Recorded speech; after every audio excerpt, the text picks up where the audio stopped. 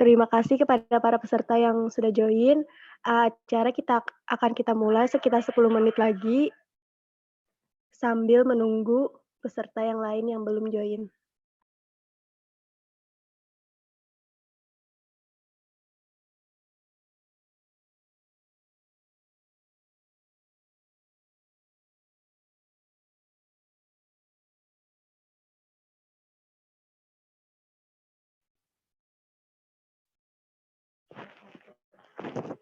Waalaikumsalam warahmatullahi wabarakatuh. Waalaikumsalam warahmatullahi wabarakatuh.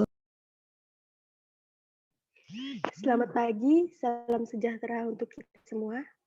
Yang terhormat, Saudari Hairatul Hikmah selaku Ketua Pelaksana. Yang terhormat, Saudari Siti Aisyah selaku pemateri 1. Yang terhormat, Ibu Nurbaiti MPD selaku pemateri 2. Dan yang terhormat, seluruh peserta webinar pada hari ini yang berbahagia. Alhamdulillah, puji syukur kita panjatkan karena berkat rahmatnya kita masih bisa berkumpul untuk bersama-sama menimba ilmu dari para pemateri yang luar biasa, meski harus dilaksanakan secara online. Semoga kita selalu sehat, selalu. Acara ini merupakan acara yang diselenggarakan oleh mahasiswa pendidikan khusus dengan mengangkat tema menemukan anak berkebutuhan khusus sejak dini untuk menciptakan masyarakat yang inklusif. Berikut saya bacakan susunan acara pada hari ini. 1. Pembukaan. 2. Menyanyikan lagu Indonesia Raya. 3. Sambutan. 4. Doa. 5. Foto bersama. 6. Pemaparan materi dan diskusi tanya-jawab. 7. Penutup. Untuk mempersingkat waktu, marilah kita memasuki agenda pertama, yaitu pembukaan. Dengan pembukaan acara ini, marilah kita bersama-sama mengucapkan basmalah. Bismillahirrahmanirrahim. Memasuki agenda selanjutnya, yaitu menyanyikan lagu Indonesia Raya.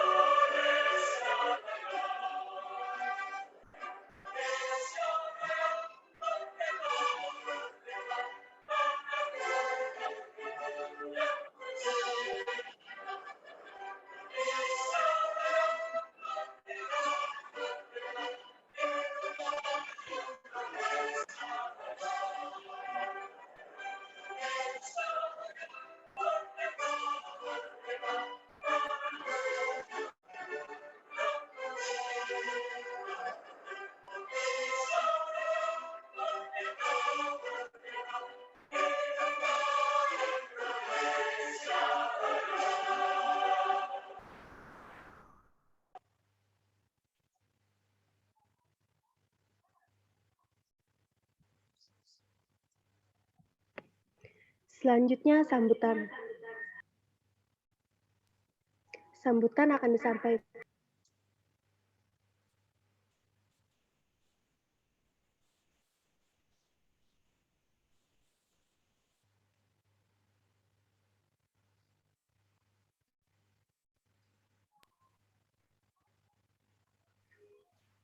Selanjutnya, sambutan. Sambutan akan disampaikan oleh Saudari Hairatul Hikmah selaku Ketua Pelaksana webinar pada hari ini. Kepada Saudari dipersilahkan.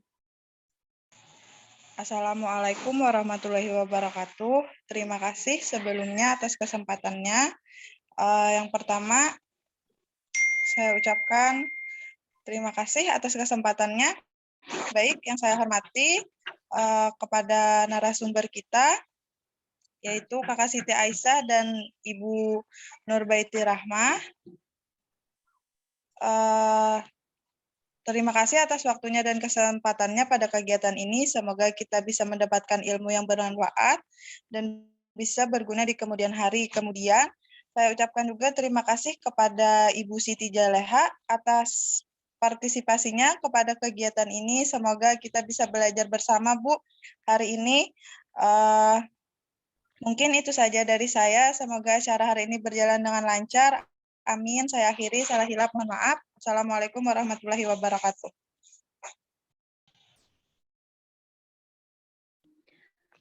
Terima kasih kepada Saudari Hairatul Nikmah. Selanjutnya pembacaan doa. Pembacaan doa akan dipimpin oleh Saudara Muhammad Rizky Riyandi. Kepada saudara dipersilahkan. Ya, terima kasih moderator. Amin, amin, bismillah. Salakan selamatan tinggi, kegiatan berjasa di nama Riki, Obatan Tawar Ma'al, Rahmatan Indah Ma'al, Rahmatan Ma'al, Afan Sabi, Kulubana, Izahat Dainah, Dinalad, Inna anta wahab, Rabbana atina fid dunya hasanah, wa fil akhirati hasanah, wa qina adzabannar. Alhamdulillahirabbil alamin.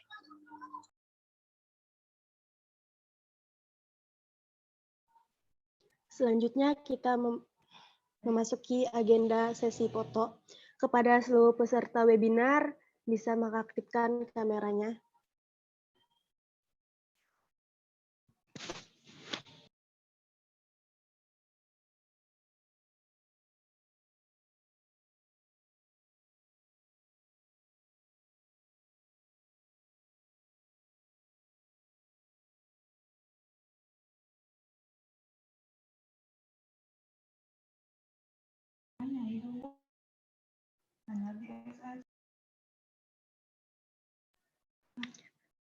Apakah sudah siap? Panitia bisa mengambil foto. Slide yang pertama ya. 1, 2, 3. Slide yang kedua. 1, 2, 3. Terima kasih pada para peserta.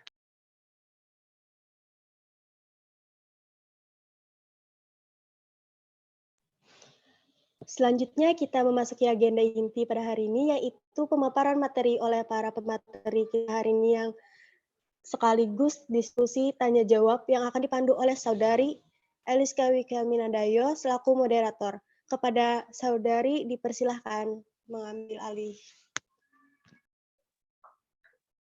Baik, terima kasih kepada MC atas kesempatan yang diberikan. Assalamualaikum warahmatullahi wabarakatuh. Salam sejahtera untuk kita semua. Shalom, Om Swastiastu, Namo Buddhaya, dan salam kebajikan. Selamat pagi. Perkenalkan, saya Eliska Wikilmendayo yang akan memandu acara webinar pada kesempatan pagi hari ini. Sebelumnya, saya ucapkan terima kasih dan selamat datang kepada Ketua Pelaksana Hairatul Nikmah dan narasumber Siti Aisyah dan Ibu Nurbaiti Rahmah. Bapak Ibu hadirin yang saya hormati, kurangnya pemahaman masyarakat soal lingkungan inklusif dan anak berkebutuhan khusus mengakibatkan masyarakat kerap kali memandang sebelah mata terhadap anak berkebutuhan khusus. Anak berkebutuhan khusus tidak hanya anak yang mengalami hambatan secara fisik saja, sehingga dapat ditemukanali secara mudah seperti tunanetra, tunarungu, dan tunadaksa. Namun, anak berkebutuhan khusus banyak jenisnya. Ada yang mengalami hambatan intelektual seperti anak kesulitan belajar, lamban belajar, dan tunagrahita, anak dengan cerdas di atas rata-rata atau yang dikenal dengan istilah CIDI, cerdas istimewa dan bakat istimewa, dan juga anak dengan hambatan emosi dan perilaku seperti autis dan attention deficit hyperactive disorder atau ADHD. Peran mahasiswa, pemerintah, dan tenaga pendidik dalam menciptakan lingkungan inklusif sangat berpengaruh, sehingga masyarakat dapat memberi treatment yang tepat untuk anak berkebutuhan khusus. Yang menjadi pertanyaannya adalah bagaimana upaya masyarakat dalam menciptakan lingkungan inklusif. Pada kesempatan kali ini, Itu semua akan dibahas oleh narasumber kita, Siti Aisyah dan Ibu Nurbaiti Rahmah, melalui pemaparannya yang berjudul Menemu Kenali Anak Berkebutuhan Khusus Sejak Dini untuk Menciptakan Lingkungan Masyarakat yang Inklusif. Baik, narasumber sudah hadir bersama kita semua. Nanti akan ada 3 sesi. Di sesi pertama, narasumber memaparkan materinya selama kurang lebih 60 menit. Selama pembicara menyampaikan materinya, peserta tidak diperbolehkan melakukan interupsi. Setelah narasumber menyampaikan materinya, akan ada sesi diskusi dan tanya jawab dengan para peserta. Selanjutnya, kami persilahkan kepada Siti Aisyah untuk menyampaikan materinya. Assalamualaikum warahmatullahi wabarakatuh. Perkenalkan, nama saya Siti Aisyah, mahasiswa Universitas Lambung Mangkurat, Prodi Pendidikan Khusus. Sini saya akan menjelaskan materi tentang menemukanali anak berkebutuhan khusus sejak dini. Di mana menemukanali anak berkebutuhan khusus itu sangat penting pada zaman sekarang, karena banyaknya orang yang belum tahu apa itu anak berkebutuhan khusus, bahkan masih banyak anak berkebutuhan khusus yang dipandang sebelah mata oleh masyarakat. Apalagi masyarakat yang tidak terjamah teknologi atau internet. Bahkan pada masyarakat yang terjangkau internet masih banyak yang belum mengetahui apa itu anak berkebutuhan khusus. Masih banyak yang melihat bahwa itu anak yang aneh, tidak normal, bahkan tidak jarang orang tua menganggap anak itu seperti, mohon maaf, aib sehingga disembunyikan di dalam rumah. Jadi, menemukan anak berkebutuhan khusus itu sangat penting bagi semua orang, terlebih lagi untuk masyarakat dan orang-orang awam lainnya. Next.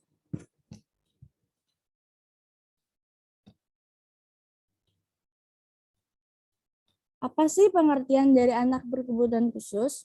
Next.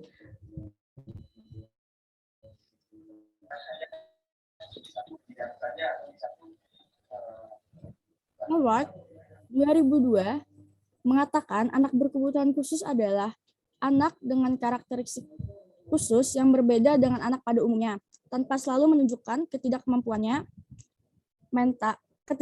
mental, emosi, atau fisiknya.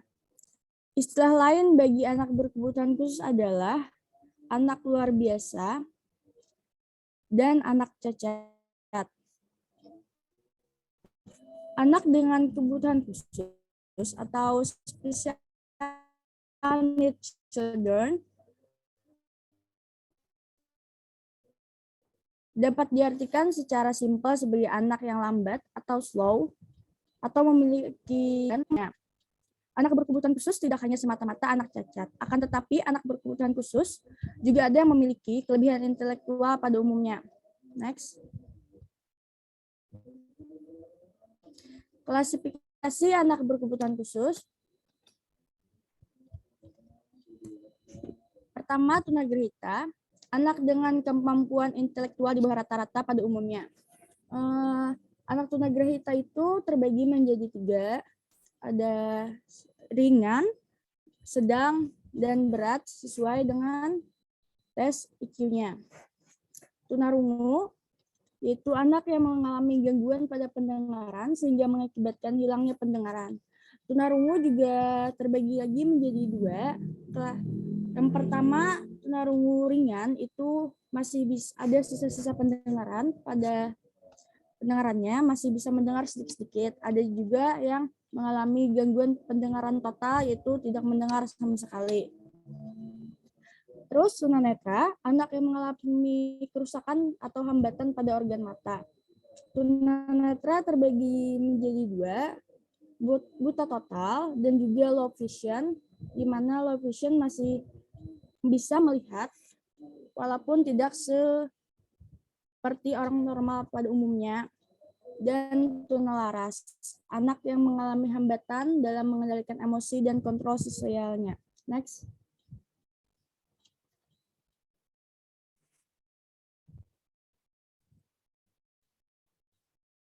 Lalu ada tunadaksa, anak yang mengalami keadaan yang terganggu atau rusak sebagai akibat dari gangguan bentuk atau hambatan pada otot, sendi, dan tulang dalam fungsinya yang normal.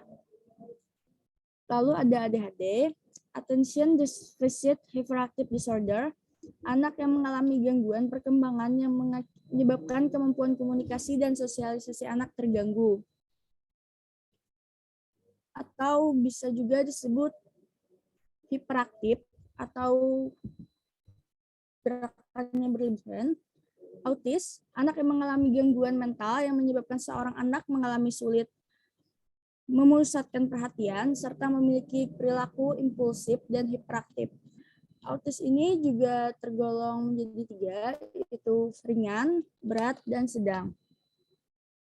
CIBI atau cerdas istimewa berbakat istimewa, anak yang memiliki kemampuan intelektual tinggi atau gifted, serta menunjukkan kecakapan khusus yang bidangnya berbeda-beda antara anak satu dengan anak yang lainnya. Talented. Next. Lalu di sini ada karakteristik anak berkebutuhan khusus. Tunagrahita itu berbicara terlambat daripada anak seusianya. Kalau biasanya anak seusianya bisa berbicara pada umur 1,5 tahun, anak tunagrahita mengalami kelambatan mungkin pada umur 2 tahun baru bisa memanggil ma gitu. Yang kedua, kesulitan mengingat sesuatu. Karena lemahnya intelektual anak tunagrahita mengalami kesulitan pada mengingat sesuatu, kesulitan memahami aturan sosial, dan kesulitan melakukan aktivitas sehari-hari. Karena tunagrahita itu mengalami hambatan pada intelektualnya, jadi anak tunagrahita sedikit kesusahan dalam melakukan bina dirinya. Jadi dia susah melakukan aktivitas daily living. Terus ada tunarungu, gerakan tangan yang cepat, bentuk badan yang membungkuk, dan mengalami gangguan pada keseimbangan tubuh. Lalu tunanetra, tidak dapat melihat tangan yang digerakkan, tidak memiliki persepsi cahaya jika dia buta total, seseorang yang hanya dapat membedakan gelap dan terang. Tunalaras, berkelahi, memukul, dan menyerang, pemarah, pembangkang, suka merusak, kurang ajar atau tidak sopan, dan suka mengganggu, karena tunalaras memiliki hambatan pada sosialnya. Next. Tunadaksa yaitu anggota gerak tubuh kaku atau lemah lumpuh, jari tangan kaku dan tidak dapat menggenggam, kesulitan dalam gerakan, kesulitan berdiri, berjalan, duduk, dan menunjukkan sikap tubuh yang normal. Karena tunadaksa itu hambatannya pada fisik dan motoriknya. Autis, kesulitan komunikasi, gangguan dalam berhubungan sosial, gangguan perilaku, marah, menangis, atau tertawa tanpa alasan. Biasanya gangguan perilaku ini terjadi pada autis yang tergolong berat. Terus ADHD, sulit fokus, hiperaktif, mudah gelisah dan bosan pada sesuatu, impulsif, cepat bergerak sebelum berpikir.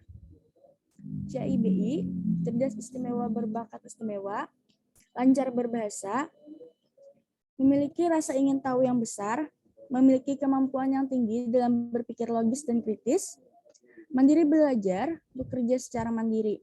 Next.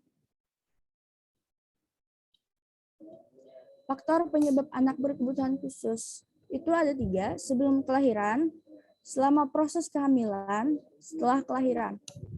Dan sebelum kelahiran itu yaitu gangguan genetika, kelainan kromosom atau transformasi, infeksi kehamilan, usia ibu hamil, itu ibu mengandung pada usia yang sudah tua, keracunan saat hamil, itu ibu saat hamil meminum obat yang bisa menyebabkan bayi keracunan atau jamu-jamu gugur kandungan. Selama proses kehamilan, proses kelahirannya lama, kelahiran dengan alat bantu vakum, kehamilan terlalu lama lebih dari 40 minggu. Setelah kelahiran, penyakit infeksi atau TBC, virus, kekurangan zat makanan, kecelakaan, keracunan, atau bencana alam. Next. Bagaimana sih cara menemukan anak berkebutuhan khusus? Next. Untuk menemukan anak berkebutuhan khusus, kita perlu melakukan identifikasi. Identifikasi anak berkebutuhan khusus dapat diartikan sebagai upaya awal yang dimaksudkan untuk mengetahui apakah seorang anak memiliki hambatan, mengalami kelainan atau gangguan fisik, mental, intelektual, sosial, emosional, dan atau sensoris neurologis dalam pertumbuhan dan perkembangan dibandingkan dengan anak-anak lain seusianya. Next. Tahapan identifikasi, menghimpun data anak, mengumpulkan informasi mengenai anak, riwayat dari dia lahir sampai pada usianya saat ini, biasanya dilakukan pada orang tua anak, mewawancara orang tua anak, lalu menganalisis data. Tujuannya ialah untuk menemukan anak-anak yang tergolong anak berkebutuhan khusus. Ketiga, mengklasifikasikan anak. Jika ada anak yang termasuk sesuai dengan ciri anak berkebutuhan khusus, maka anak tersebut dimasukkan ke dalam daftar nama-nama anak yang memiliki kebutuhan khusus. Next. Asesmen. Menurut Jaina Alirnin, asesmen adalah proses yang sistematis dalam pengumpulan data seorang anak.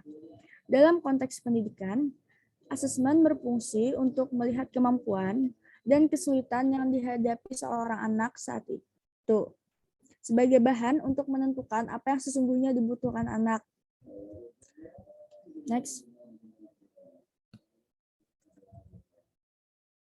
Terima kasih. Saya kembalikan kepada moderator.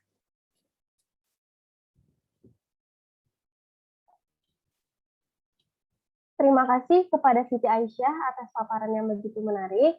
Selanjutnya, saya bacakan terlebih dahulu CV dari narasumber yang kedua.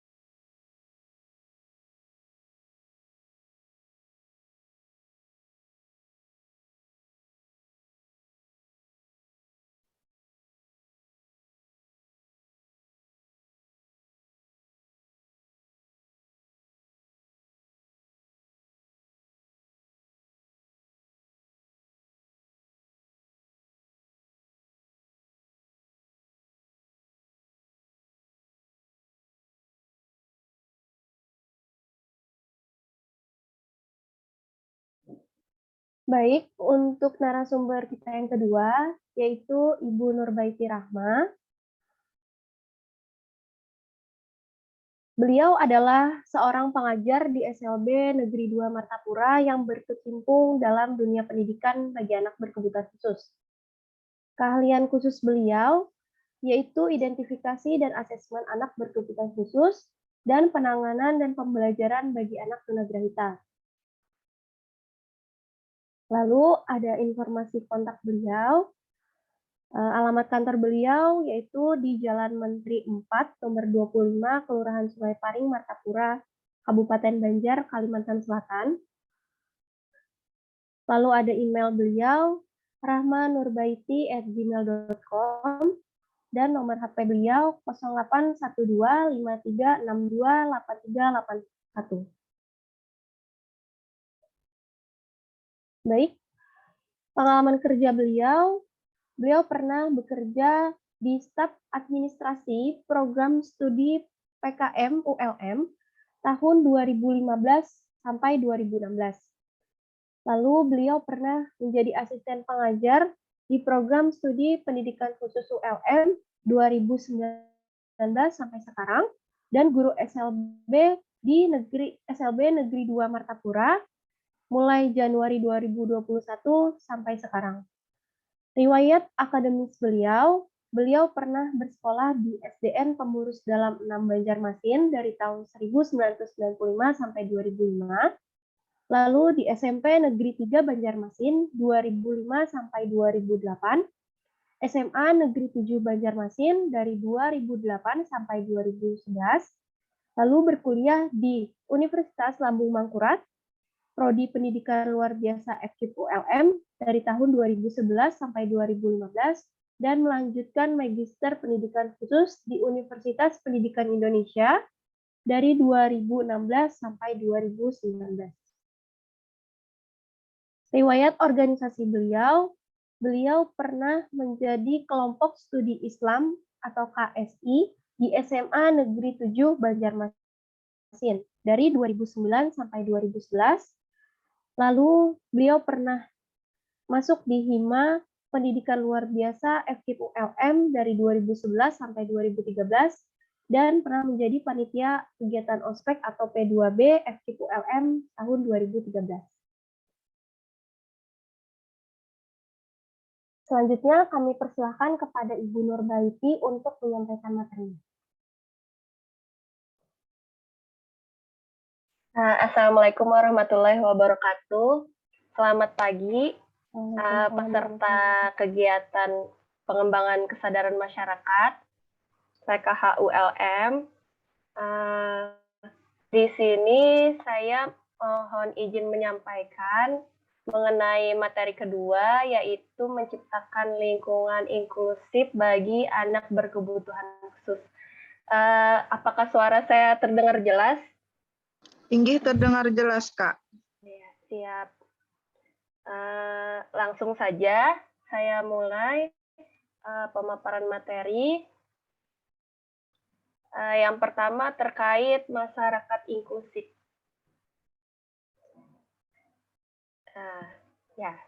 Masyarakat inklusif adalah masyarakat yang lebih terbuka, mengajak semua orang untuk masuk dan mengikutsertakan semua orang dengan perbedaan latar belakang, karakteristik, kemampuan, status sosial, kondisi, sampai pada etnik budaya yang berbeda.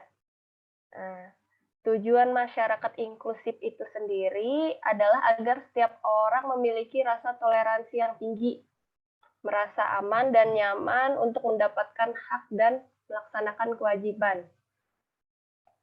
Lawan dari masyarakat inklusif adalah masyarakat yang eksklusif atau segregatif.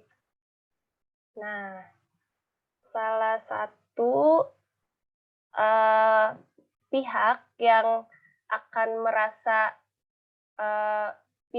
merasakan dampak positif dari adanya masyarakat inklusif adalah teman-teman kita, yaitu kaum penyandang disabilitas.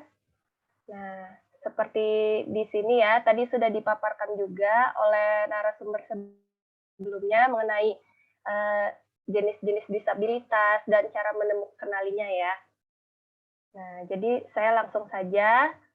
Nah, bagaimana sih selanjutnya boleh? Jadi bagaimana sih caranya agar terciptanya masyarakat inklusif? Nah, salah satu caranya adalah dengan melaksanakan pendidikan inklusif. Nah, boleh slide selanjutnya ya. Nah, di situ terlihat ya. Mengapa pendidikan inklusif itu penting? Karena, nah slide selanjutnya boleh. Nah, pendidikan inklusif adalah sebuah pendekatan untuk mencari cara bagaimana mengubah sistem pendidikan guna menghilangkan hambatan yang menghalangi siswa untuk terlibat secara penuh dalam pendidikan. Jadi di sini pendidikan inklusi adalah pendidikan tanpa diskriminasi, tanpa melihat latar belakang suku, gender, status sosial, kemiskinan, dan kecacatan. Nah, dari sini juga kita bisa melihat bahwa yang termasuk dan yang berhak untuk mendapatkan pendidikan inklusi tidak hanya anak-anak dengan atau penyandang disabilitas saja, tetapi di sini terdapat, nah di slide selanjutnya bisa dilihat bahwa pendidikan inklusi adalah pendidikan yang mengakomodasi semua anak tanpa memperdulikan keadaan fisik, intelektual, sosial, emosi, bahasa, atau kondisi lain. Nah, di sini juga termasuk anak berbakat, pekerja anak jalanan, anak di daerah terpencil, anak dari kelompok etnik dan bahasa minoritas. Juga termasuk anak yang tidak beruntung, dan anak yang terpinggirkan dari kelompok masyarakat. Lalu selanjutnya, di sini mengapa pendidikan inklusi menjadi penting?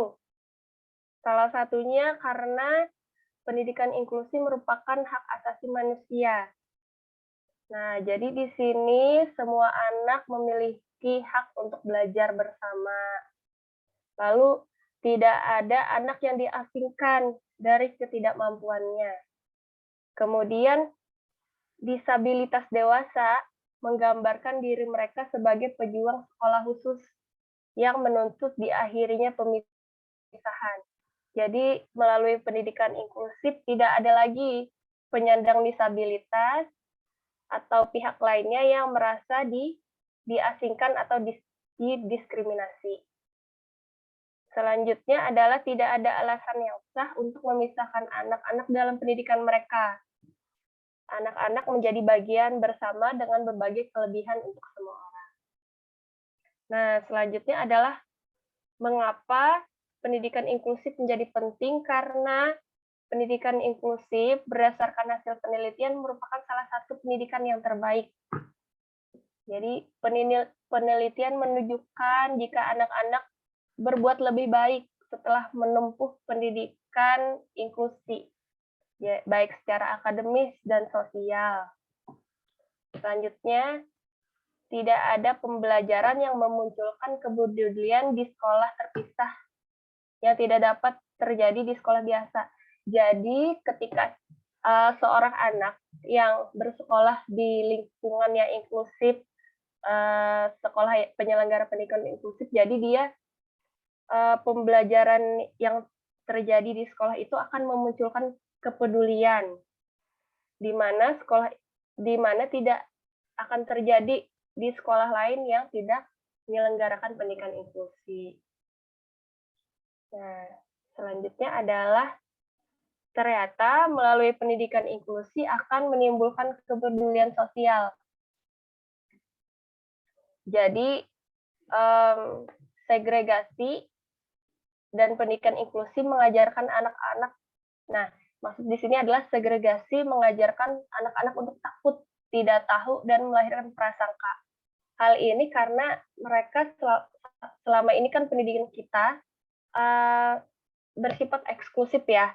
Kita pada zaman saya dulu, saya tidak pernah bersekolah bersama anak-anak yang memiliki hambatan atau kebutuhan khusus, sehingga setelah lulus dari SMA, saya merasa tidak familiar, terutama ketika masuk ke jurusan PLB ya.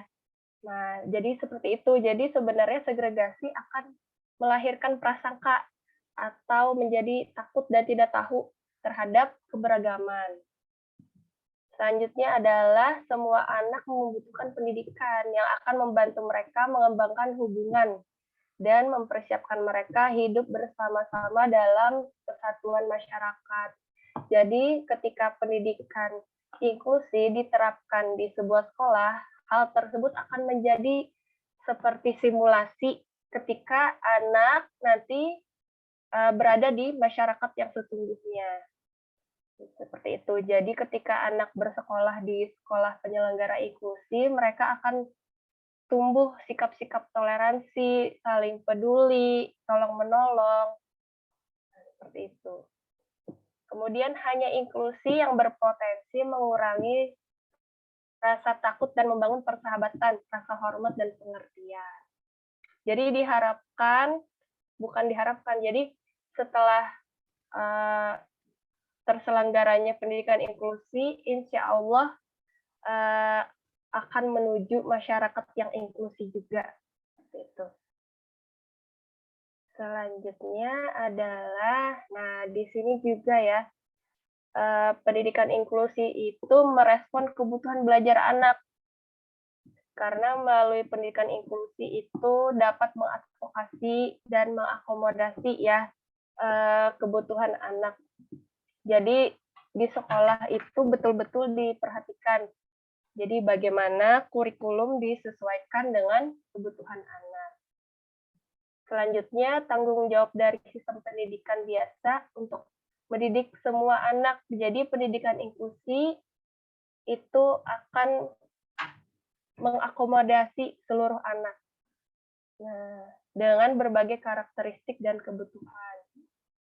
Kemudian, ya, merupakan strategi untuk memajukan dan mewujudkan masyarakat inklusif. Nah, selanjutnya, prinsip dalam pendidikan inklusi. Nah, di sini ada hadir atau present, diterima, acceptance, berpartisipasi, participation, dan berprestasi atau achievement. Jadi, di sekolah inklusi ini, anak-anak, terutama anak berkebutuhan khusus, atau anak berbakat, dan anak-anak lainnya akan hadir bersama di sekolah yang sama, belajar bersama. Nah, kemudian mereka akan diterima, merasa diterima keberadaan mereka kan. Lalu, dalam pendidikan inklusi sendiri, anak-anak akan dilibatkan berpartisipasi dalam semua kegiatan, baik pembelajaran dan kegiatan-kegiatan lainnya. Kemudian, anak akan berprestasi sesuai potensi yang mereka miliki. Seperti itu. Jadi, melalui pendidikan inklusi, tidak ada anak yang dipaksa untuk memenuhi ekspektasi tertentu. Karena di dalam pendidikan inklusi sendiri, pendidikan atau paradigma tersebut atau sistem tersebut yang menyesuaikan terhadap kebutuhan atau kondisi anak. Nah, di sini ada langkah awal membangun pendidikan inklusi. Nah, di sini langkah awal membangun pendidikan inklusi yang pertama adalah penyadaran tentang hak-hak disabilitas untuk semua orang. Jadi di sini membangun kesadaran. Jadi kita dengan cara memberikan pemahaman bagaimana agar orang-orang itu memiliki sudut pandang sebagai disabilitas. Seperti itu. Jadi yang kedua adalah berbagi pengetahuan dan pengalaman antar guru dengan guru di sekolah lain. Semisal, saya guru SLB, saya melakukan sharing dengan salah satu guru di sekolah inklusi. Jadi nanti sharing mengenai keilmuan, bagaimana merencanakan pembelajaran, melaksanakan pembelajaran, sampai pada evaluasi terhadap peserta didik di kelas. Nah, karena kan salah satu atau beberapa orang di kelas memiliki kebutuhan khusus. Seperti itu. Kemudian langkah ketiga adalah pengkajian aksesibilitas atau identifikasi kondisi lingkungan. Jadi bersama-sama kita mengkaji bagaimana aksesibilitas bagi anak atau penyandang disabilitas. Jadi kita menyesuaikan baik sarana dan prasarana di sekolah ataupun lingkungan sekitar, lingkungan rumah, di jalan, fasilitas umum, itu kita kaji bersama, nah agar dapat diakses oleh semua anak, semua orang. Nah, selanjutnya adalah langkah terakhir, yaitu sosialisasi secara masif dan sistematis bersama pemerintah dan masyarakat. Jadi, sosialisasi dan kegiatan tersebut harus dilakukan secara terus-menerus. Karena dalam pendidikan inklusi, penerapannya tidak hanya terkait dengan satu pihak saja, namun dengan berbagai pihak, baik masyarakat sendiri maupun pemangku kepentingan. Ya. Nah, selanjutnya, salah satu yang menjadi ciri utama terwujudnya pendidikan inklusi, menjadi masyarakat yang inklusi adalah aksesibilitas. Nah, di sini aksesibilitas ada dua, ada fisik dan non-fisik. Jadi, yang di sini digambar, kita melihat ya, ada salah satu ibu yang dibantu ketika menggunakan kursi roda. Nah, kursi rodanya diangkat karena tangganya tidak akses. Nah, yang kedua, di sini kursi roda tidak dapat melewati pintu ya, di sini, karena tidak ada ram. Itu sama yang ketiga, gambar ketiga ada salah satu penumpang yang ingin menaiki kereta, namun kursi rodanya tidak dapat naik, jadi dibantu diangkat. Nah, jadi aksesibilitas fisik ini dapat kita lihat. Jadi selain ada tangga konvensional pada umumnya, juga disediakan ram. Nah, ram ini juga perlu diperhatikan kelandaiannya ya. Nah, agar bisa naik kursi rodanya. Nah, dan di ram juga ada salah satu petunjuk itu untuk tunanetra ya, jalur pemandu tunanetra. Nah. Lalu selanjutnya adalah di sini tempat parkir khusus disabilitas ya, ada di depan gedung supaya dekat dan dapat diakses dengan mudah ya. Nah, diberi tanda jika tempat parkir tersebut dengan simbol yang diperuntukkan untuk penyandang disabilitas. Selanjutnya adalah pada transportasi umum. Jadi di sini disediakan ketika ingin naik bus. Nah, dari naik busnya sampai pada masuk ke dalam. Nah, jadi penyandang disabilitas memiliki tempat khusus.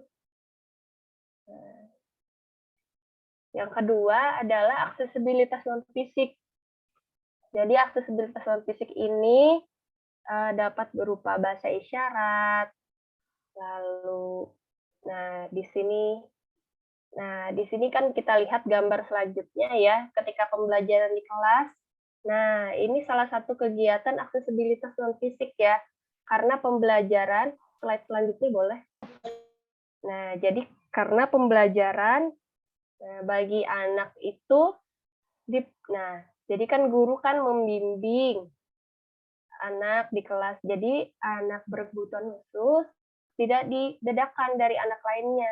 Nah, dibimbing, sesuai dengan kemampuannya. Jadi itu salah satu aksesibilitas non-fisik.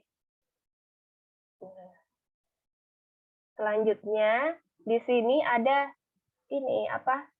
pembelajaran eksklusif versus inklusif ya.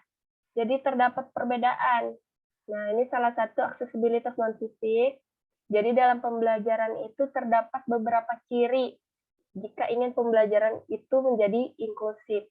Nah, yang pertama, memandang anak sebagai pribadi yang unik.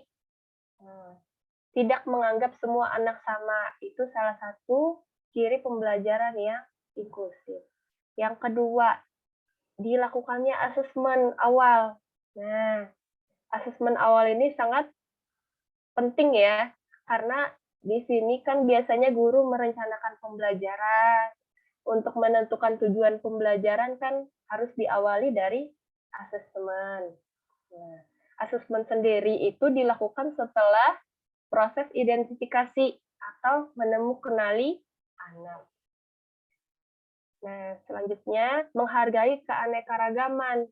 Semisal meskipun di kelas tidak ada anak yang memiliki hambatan khusus ya. Nah, misal anak dengan gaya belajar yang berbeda juga, kita harus menghargai anak. Jadi kita harus menyesuaikan, oh ternyata anak ini gaya belajarnya seperti ini. Jadi kita harus menyesuaikan. Nah, meskipun tidak ada anak berkebutuhan khusus, seperti itu. Yang keempat, mengutamakan proses. Jadi ketika di kelas itu kurikulum yang ditetapkan itu C misalkan. Namun dalam proses pembelajaran anak hanya bisa melaksanakan sampai B saja, sampai B misalkan, yang C tidak terpenuhi sampai B saja itu tidak apa-apa. Karena itu setiap anak itu memiliki kemampuan yang berbeda-beda ya. Nah, tahap selanjutnya adalah pembelajaran kooperatif dan inovatif. Jadi kooperatif, jadi pembelajaran yang anak itu dilibatkan. Jadi anak dapat berpartisipasi ya. Nah, jadi misal di kelas dibuat kelompok. Nah, kelompok. Jadi nanti dalam satu kelompok itu ada anak pada umumnya sama anak berkebutuhan khusus. Jadi belajar bersama. Nah, jadi kemudian menghargai prestasi dan prestasi akademik dan non-akademik. Jadi ada misal anak tersebut bakatnya di tata boga atau melukis. Nah, meskipun anak tidak terlalu bagus prestasinya dalam kemampuan akademik, namun ketika anak berprestasi di bidang lain seperti bidang vokasional, nah itu tetap harus dihargai, malah sangat dihargai ya. Nah, yang kemudian yang terakhir cirinya adalah ranking sekolah, bukan sesuatu yang istimewa atau bukan hal yang utama.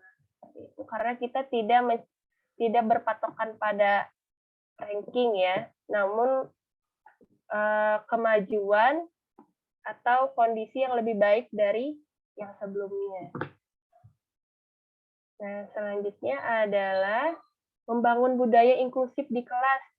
Bagaimana caranya?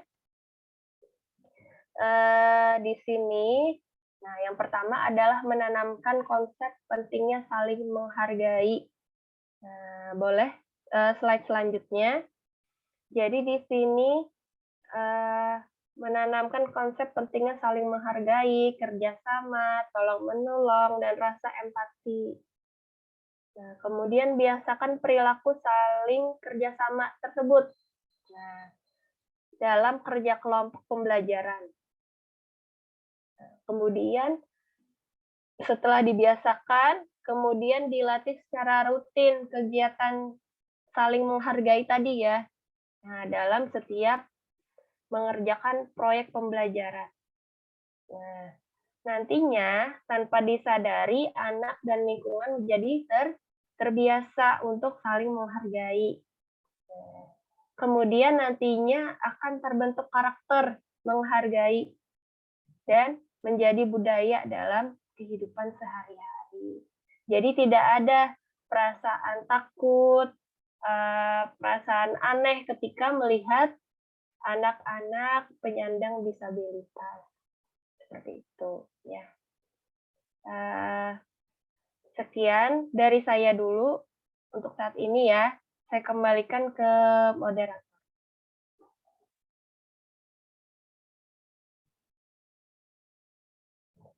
Baik, terima kasih kepada Ibu Nurbaiti Rahma atas paparan yang begitu menarik. Bapak Ibu yang kami hormati, ini tiba saatnya kita masuk pada sesi diskusi. Sesi ini akan dibagi menjadi 2 sesi. Setiap sesi akan diberikan kesempatan bertanya untuk 3 orang. Bagi peserta yang ingin bertanya, silakan bisa raise hand atau menuliskan pertanyaan di kolom chat yang sudah tersedia. Dan peserta yang terpilih berhak bertanya.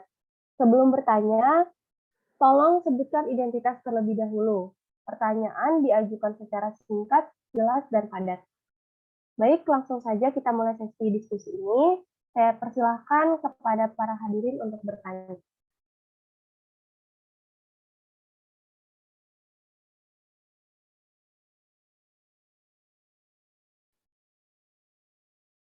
Silahkan kepada Saudari Salsabila Musaratin untuk bertanya.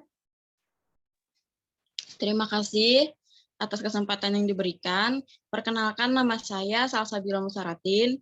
Di sini saya ingin menanyakan mengenai kita sebagai masyarakat yang mengetahui mengenai inklusif, bagaimana sih cara mengajak masyarakat awam untuk sama-sama membangun masyarakat inklusif itu, karena pasti ada beberapa orang yang pemikirannya masih kolot, yang berpikir bahwa anak berkebutuhan khusus itu aneh dan tidak bisa mendapatkan kesetaraan seperti anak pada umumnya. Bagaimana untuk membawa masyarakat itu supaya pikirannya terbuka begitu. Mungkin itu saja. Terima kasih banyak atas kesempatannya. Assalamualaikum warahmatullahi wabarakatuh. Waalaikumsalam warahmatullahi wabarakatuh. Selanjutnya ada pertanyaan dari Rizkiatul Ilahiyah. Di sini pertanyaannya, apa saja yang harus dihindari saat masa kehamilan agar anak tidak menjadi anak berkebutuhan khusus?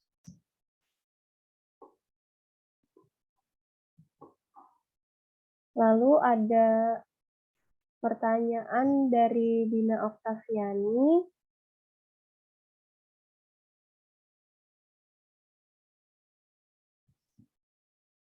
Silahkan Dina yang ingin bertanya.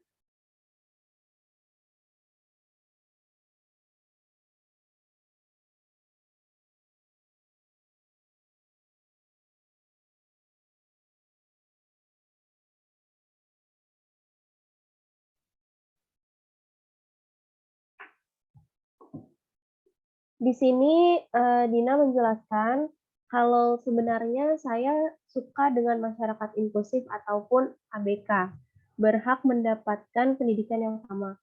Saya hanya kurang suka dengan pendidikan inklusif karena sejauh mata memandang saya dari SD sampai SMK tumbuh di sekolah inklusi yang selalu terdapat ABK di kelas saya. Maka dari itu, saya kurang menyukai sekolah inklusi karena ABK di sekolah inklusi kurang dianggap keberadaannya, cenderung kekurangan media konkret, cenderung serba dijawab akan latihan soalnya, materi terlalu tinggi dari kemampuannya, dan masalah lain-lain. Jadi, saya cenderung menyukai SLB ketimbang sekolah inklusi. Pertanyaannya, bagaimana pembenahan yang perlu dilakukan sekolah agar ABK di sekolah inklusi benar-benar terpenuhi? Terima kasih. Mungkin kepada pemateri bisa menjawab 3 pertanyaan tadi. Terima kasih.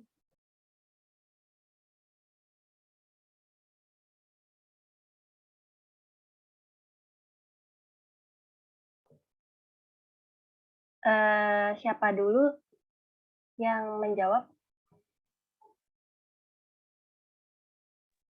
Boleh dari narasumber pertama mungkin.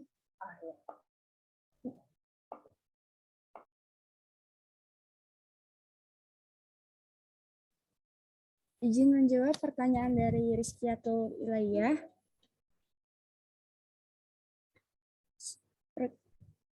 Apa saja yang harus dihindari saat masa kehamilan agar anak tidak berkebutuhan khusus? Menurut pengetahuan saya, itu yang pertama, tidak minum obat tanpa resep dokter, karena kalau minum obat atau jamu sejenisnya sembarangan itu akan mengakibatkan anak mengalami kebutuhan khusus. Terus juga tidak mengkonsumsi alkohol dan tidak merokok, karena sudah sudah terlihat jelas pada rokok bahwa itu membahayakan janin. Terus juga pemberian imunisasi pada saat kehamilan, baik untuk menerima imunisasi sesuai resep karena akan membantu bayi di dalam janin. Terus juga penuhi kebutuhan asam folat, seperti makan yang teratur, minum susu hamil, terus juga hindari paparan zat beracun, seperti gas bau. Terima kasih. Itu aja.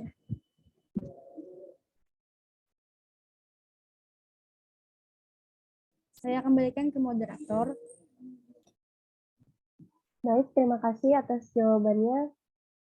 Bagaimana Saudari Rizkiatul Ilahiyah bisa memberikan respon? Apakah masih ada yang ditanyakan atau sudah jelas?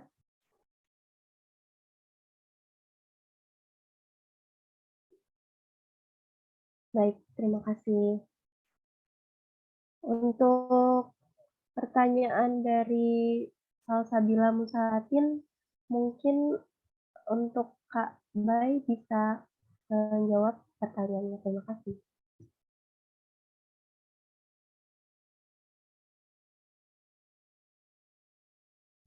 Maaf Kak, suaranya masih mute. Pertanyaan Salsabila, agar masyarakat menjadi terbuka pikirannya terhadap pendidikan inklusif bagaimana? Nah, jadi yang bisa langsung kita laksanakan itu sebenarnya seperti kegiatan yang kita lakukan sekarang. Jadi kegiatan sosialisasi terkait pendidikan inklusi. Jadi kita memberikan sedikit wawasan bahwa mereka itu ada seperti itu. Jadi yang pertama tentang pemahaman. Jadi kita meningkatkan pemahaman terhadap masyarakat melalui kegiatan seperti ini. Bisa.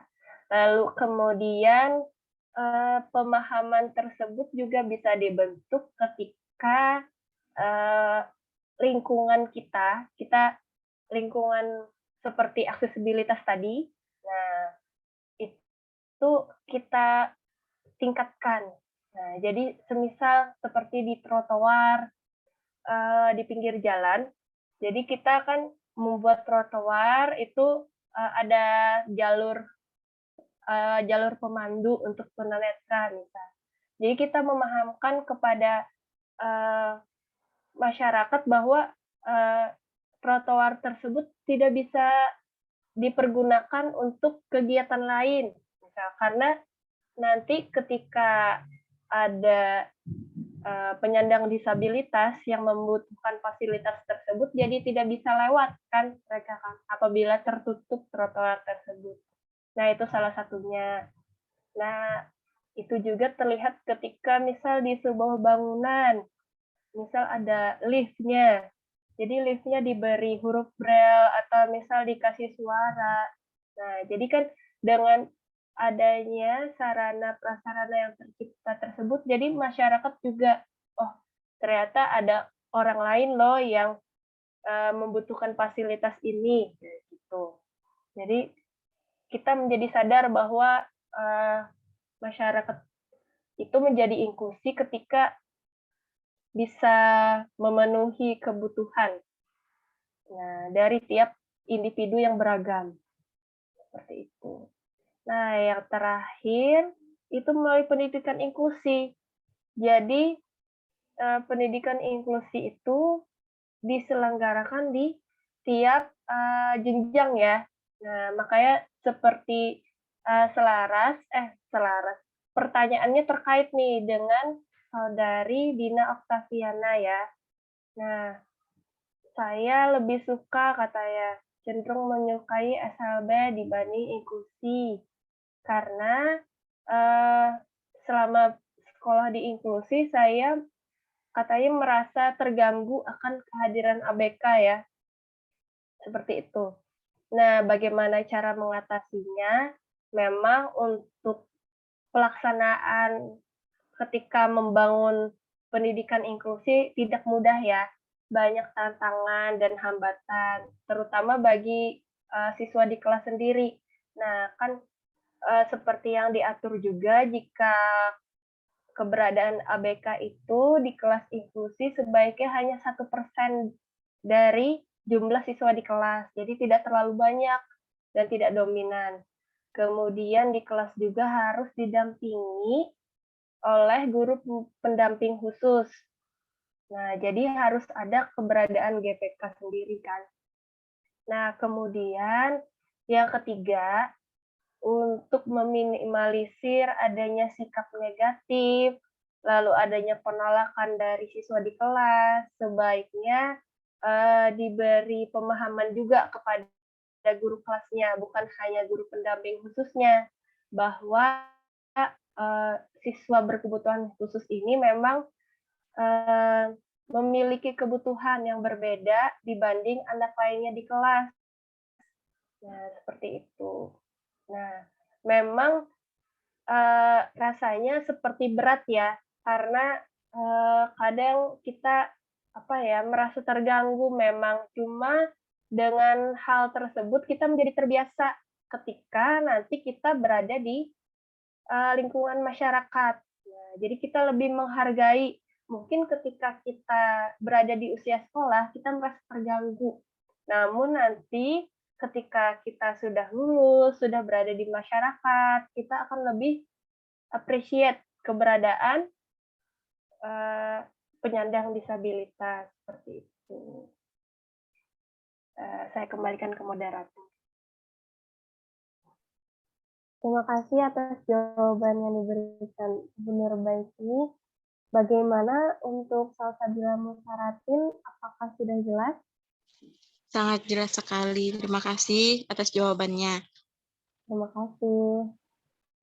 Untuk Dina Oktaviani, mungkin bisa juga memberikan respon.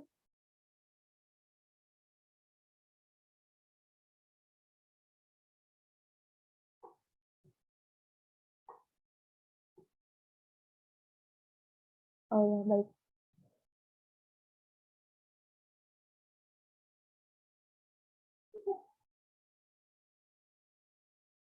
Mungkin di sini ada kesalahpahaman ya. Jadi tadi maksudnya dari Dina itu dia terganggu dengan ABK yang selalu dibantu dan menganggap keberadaan ABK itu tuh kurang dianggap gitu Kak. Dan cenderung kekurangan media konkret sehingga pemahaman ABK mengenai pembelajaran itu mungkin sulit bagi mereka gitu.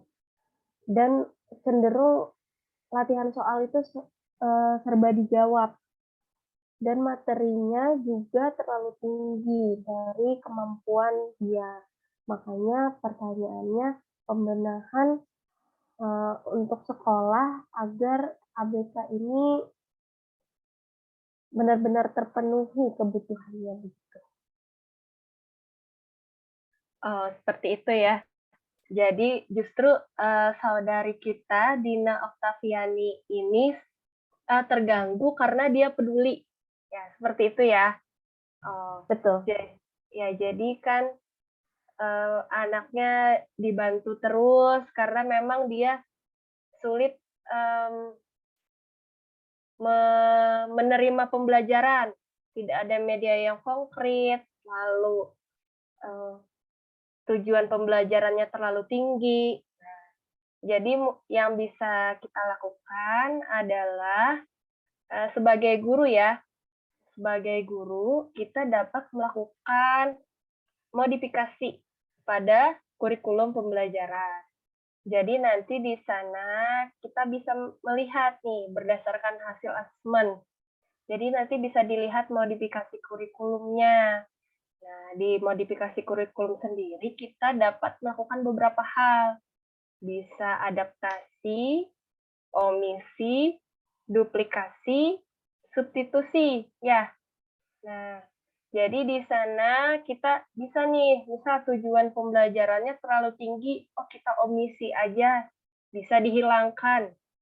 Atau misal substitusi diganti tujuannya menjadi tujuan yang lebih operasional yang bisa dicapai oleh anak. Jadi memang di dalam penyelenggaraan pendidikan inklusi, ekspektasinya terhadap anak tidak boleh terlalu tinggi. Jadi memang harus kita yang menyesuaikan, ya, biar tidak kewalahan baik dari guru, teman di kelas, kan seperti itu. Kemudian medianya juga harus menyesuaikan. Memang seperti itu. Kadang itu ya yang kita harus lakukan ya sebagai teman sendiri kan dalam pembelajarannya juga harus melibatkan nih satu kelompok, misal harus ada kita yang bisa ngebantuin. Nah, seperti itu, baik dalam komunikasi, seperti itu ya, dalam pembelajaran. Nah, seperti itu kira-kira Dina. Bagaimana Dina? Apakah sudah jelas jawabannya?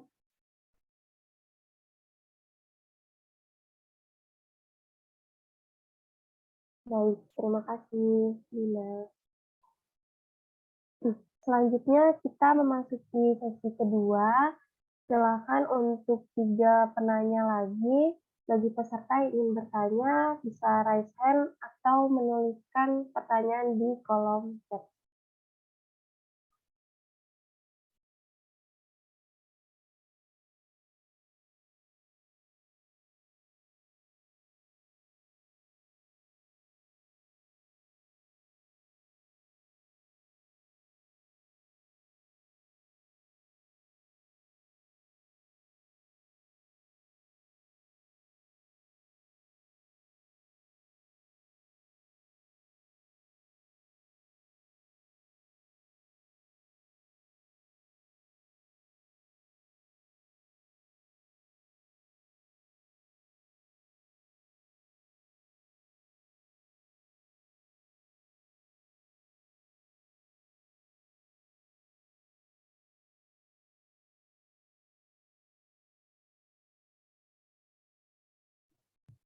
Baik, di sini ada pertanyaan dari Sofia Rizka Aufa.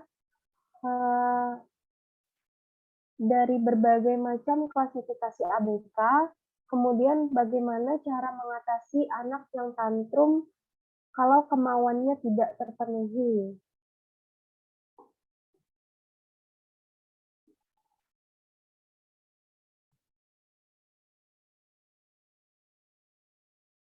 Mungkin ada 2 penanya lagi. Silakan para peserta yang ingin bertanya, perkenalkan diri terlebih dahulu.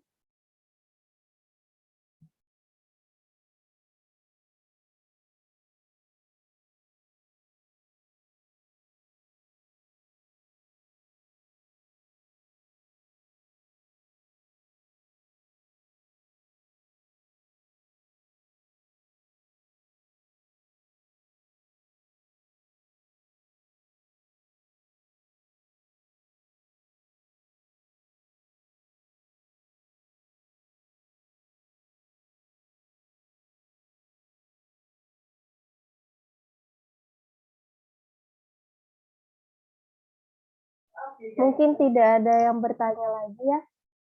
Bisa untuk Siti Aisyah menjawab pertanyaan dari saudari Sofia.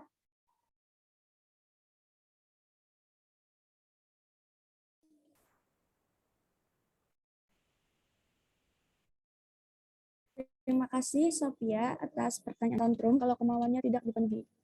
Menurut sepengetahuan saya,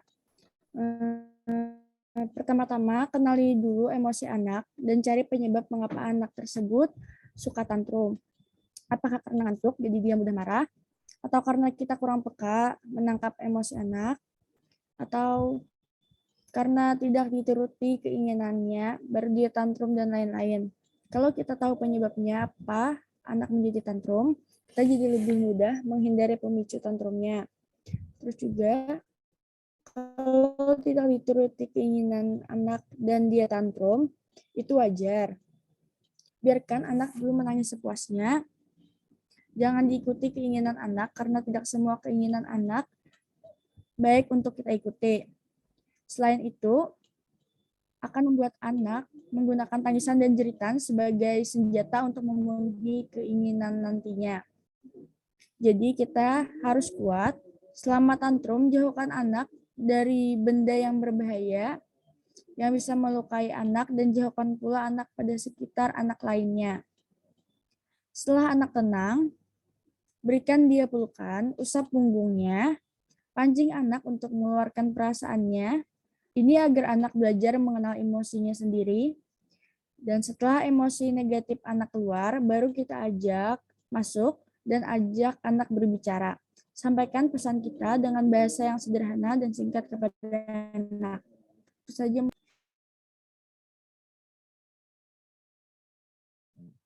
Baik, terima kasih kepada saudari Siti Aisyah. Untuk Kak Baik, ada tanggapan lagi Kak atau tambahan gitu? Sudah sangat bagus ya jawaban dari pemateri 1. Mungkin ada sedikit tanggapan terkait pertanyaan sebelumnya dari Dina ya. Nanti akan ditambahkan oleh Ibu kita, Ibu Siti Jaleha. Ya. Dipersilahkan kepada Ibu Siti Jaleha untuk memberikan tanggapan terkait permasalahan yang seringkali ada di kelas inklusi. Dipersilakan kepada Ibu. Oke, terima kasih. Suaranya kedengaran kah? Terdengar, Bu. Oke, baik. Terima kasih. Memang kalau masalah pendidikan inklusi, sekolah inklusi, ini masih banyak masalah, banyak tantangan gitu. Karena kan kita tahu sendiri bahwa pendidikan inklusi ini, yang saya tahu di Indonesia itu yang mulai masuk ke sekolah itu baru tahun 1997. Nah, di Banjarmasin, di Kalimantan Selatan sendiri, itu baru ada 4 sekolah pada saat itu. Sampai kesininya, kemudian 2009, itu berdasarkan PP nomor 70, ada ketentuan bahwa setiap kabupaten seluruh Indonesia itu minimal punya 1 sekolah inklusi. Nah, jadi termasuk untuk semua jenjang TK, SD, SMP, SMA. Jadi sangat baru ya. Tentu untuk menjadi sekolah inklusi perlu proses yang panjang, perlu penyiapan warga sekolah tentunya. Warga sekolah ini dalam pengertian di situ ya kepala sekolah, ya dewan guru, ya tenaga kependidikannya, ya warga sekolah lainnya. Warga sekolah itu bisa siswanya, bisa ya termasuk tukang kebunnya lah gitu, dan terutama adalah orang tua. Jadi ketika misalnya tadi juga ada pertanyaan misalnya gini, saya kok lebih suka kalau anak berkebutuhan khusus itu di sekolah SLB. Setuju, tapi dengan catatan begini. Sekolah SLB, terutama di Kalimantan Selatan, itu jumlahnya sangat sedikit sekali. Dan hanya berada di ibu kota kabupaten. Kebayang tidak jika seandainya misalnya, mana ya paling dekat? Kalau yang di Kota Madia, mungkin Kota Madia Banjarmasin yang banyak ya. Banjarmasin, Banjarbaru, dan Banjar itu memang lebih dari 1. Contoh misalnya, di Kabupaten Tabalong, SLB itu hanya ada di ibu kota Tabalong itu Tanjung ya. Nah, Tanjung. Bagaimana ketika anak berkebutuhan khusus itu ada misalnya di daerah Muara Uya misalnya, atau misalnya daerah Kelua misalnya, jarak tempuhnya jauh gitu. Nah, sementara untuk belajar, anak punya hak yang sama kan? Setiap warga negara punya hak yang sama atas pembelajaran yang bermutu. Maka karena itulah lalu ada sekolah-sekolah inklusi. Tapi nggak ada gurunya, tapi kami tidak bisa melayani, tapi tidak ada medianya.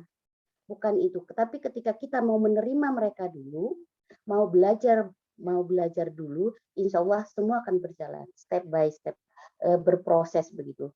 Yang penting adalah memberikan kesadaran bagi warga sekolah bahwa mereka ada, bahwa mereka nyata, dan mereka punya hak yang sama untuk hal dalam pendidikan. Karena itu kita juga perlu apa yang dilakukan ketika ada anak-anak berkebutuhan khusus misalnya, penerimaan dulu, penerimaan warga sekolah dulu. Maka karena itu perlu sosialisasi, perlu sosialisasi, kemudian mungkin diperlukan bintek-bintek ya, pelatihan-pelatihan gurunya, lalu bagaimana penyadaran dengan warga sekolahnya bahwa mereka juga berhak untuk sekolah gitu. Jadi bagaimana media pembelajarannya gitu dan sebagainya itu akan dipersiapkan. Yang penting diterima dulu, Walaupun sebenarnya tidak cukup hanya diterima, tentu harus dilayani sesuai dengan kemampuannya, harus dilayani sesuai kebutuhannya. Nah, itulah yang kemudian kenapa ABK kok seperti dibedakan disamakan ya perlakuannya di sekolah. Karena memang mungkin salah satunya adalah ketidakmampuan guru dalam hal misalnya mengasesmen, mengidentifikasi proses belajar seperti apa dan sampai kepada penilaian seperti apa untuk anak berkebutuhan khusus ketika mereka ada di sekolah-sekolah inklusi gitu. Nah, tidak mudah memang untuk istilahnya menyiapkan guru untuk mampu itu, karena itu banyak yang sudah dilakukan oleh pemerintah daerah ya, provinsi, mungkin juga di daerah-daerah ya tadi misalnya yang dulu pernah itu adalah sosialisasi tentang pendidikan inklusi, kenali anak berkebutuhan khusus, meningkatkan kompetensi guru dalam melayani dan membimbing pendidikan khusus. Itu sudah diupayakan, sudah diusahakan supaya agar anak-anak berkebutuhan khusus bisa dilayani dengan baik di sekolahnya. Jadi yang penting adalah kalau kita pribadi adalah ketika kita tahu, ketika kita paham bagaimana sekolah mereka dan mereka berada di lingkungan kita, ayo mari sama-sama apa yang bisa kita lakukan untuk mereka. Kalau misalnya kita tidak bisa memberi layanan langsung kepada mereka, setidaknya kita mampu memberikan sosialisasi atau penyadaran ke masyarakat bahwa mereka juga merupakan bagian dari kita. Barangkali itu yang bisa saya sampaikan. Artinya gini, kalau mereka nyata dan mereka di lingkungan kita gitu, sementara apa yang bisa kita lakukan, karena tidak semua ketika anak itu dilahirkan, Allah itu tidak pernah tanya ya, kamu sekolahnya dekat SLB nggak? Aku mau titip anak SLB, nggak gitu kan gitu. Kamu punya kemampuan nggak menangani anak berkebutuhan khusus? Aku titip anak kebutuhan khusus deh padamu, tidak gitu.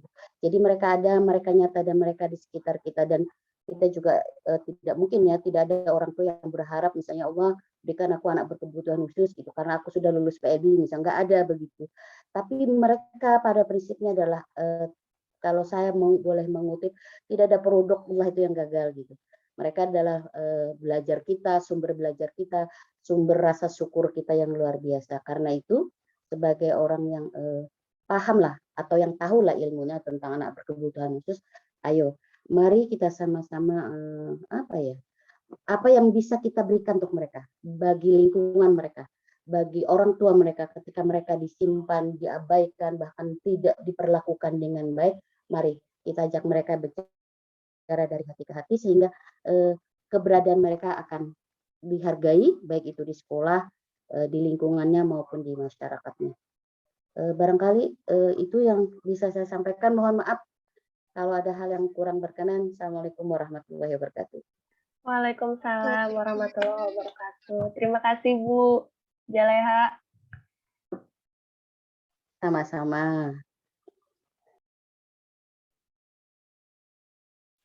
Terima kasih kepada Ibu Siti Jaleha atas pemaparannya. Baik, Bapak Ibu, diskusi ini sangat menarik ya. Tadi banyak pertanyaan dari para peserta juga, namun sayangnya kita dibatasi oleh waktu. Mungkin nanti di luar acara kita bisa melanjutkan diskusi ini. Bapak Ibu yang berbahagia, alhamdulillah rangkaian acara webinar pada siang hari ini sudah terlaksana dengan baik. Mudah-mudahan materi yang sudah disampaikan bermanfaat dan membuat kita semua tergerak untuk mengimplikasikannya di kehidupan kita. Akhir kata, saya Eliska Wiclaminadayo pamit undur diri. Terima kasih atas perhatian Bapak Ibu sekalian. Acara saya serahkan kepada MC. Wassalamualaikum warahmatullahi wabarakatuh. Waalaikumsalam. moderator, dan para pemateri yang luar biasa. Semoga apa yang telah mereka sampaikan dapat bermanfaat bagi kita semua. Terima kasih pada seluruh peserta. Selanjutnya memasuki agenda terakhir, yaitu penutup. Untuk menutup kegiatan hari ini, marilah kita bersama-sama mengucapkan hamdalah. Alhamdulillah, kita telah sampai di penghujung acara. Terima kasih banyak pada para pemateri, moderator, serta seluruh peserta yang telah menyimak dari awal acara sampai akhir acara. Saya mewakili panitia yang bertugas menyampaikan mohon maaf atas salah kata dan perbuatan. Akhir kata, terima kasih dan wassalamualaikum warahmatullahi wabarakatuh. Waalaikumsalam warahmatullahi wabarakatuh.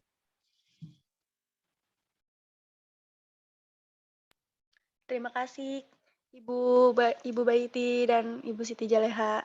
Ya, terima kasih juga kepada kelompok dan panitia penyelenggara ya. Semoga sukses nanti. Amin. Terima kasih, Kak. Izin live ya. Ini Ibu. Terima kasih. Iya, Bu. Terima sama-sama. kasih, Bu. Terima kasih, Ibu.